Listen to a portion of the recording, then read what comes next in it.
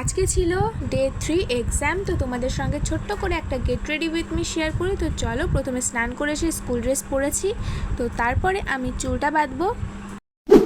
By the way, আজকে আমাদের ছিল অঙ্ক পরীক্ষা। তো অঙ্ক পরীক্ষার জন্য আগের দিন খুব ভালো করে প্রিপারেশন নিয়েছি, জানি না আজকে কি আসবে পরীক্ষায়। তো তার জন্য খুবই নার্ভাস ছিলাম। আর চুল বাঁধার পরে বেল্ট লাগালাম, বেল্ট লাগিয়ে ওড়না লাগানোর পরে আমি নিজের স্কিন কেয়ার করার পরে চলে আসলাম মায়ের কাছে খাওয়ার জন্য।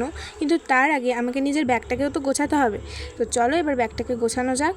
যেহেতু অঙ্ক পরীক্ষা, তো তার জন্য ভালো করে দেখছি যে পিচবোর্ড, পেন্সিল বক্স, স্কেল সব কিছু আছে কি না। অঙ্ক পরীক্ষা খুবই ঝামেলা, অনেক কিছু নিতে হয়, জ্যামিতির জিনিস। তো যাই হোক, স্নান করার পরে আমার ভেজা জামা কাপড়গুলো বালতিতে রেখে এবার যাব আমি মায়ের কাছে, কারণ অনেকক্ষণ ধরে মা ডাকছে ভাতের জন্য। তারই মধ্যে স্কুলের বোতলের কথা তো ভুলেই গিয়েছিলাম, স্কুলে জলের বোতল ভরে চলে আসলাম মায়ের কাছে। মা ভাত বাড়ছে। তো তারপরে আমি ভাতের থালা নিয়ে চলে আসলাম সোজা ঘরে, কারণ ঘরে এসে আমি টিভি দেখতে দেখতে ভাত খেয়ে তারপরে স্কুলে যাব।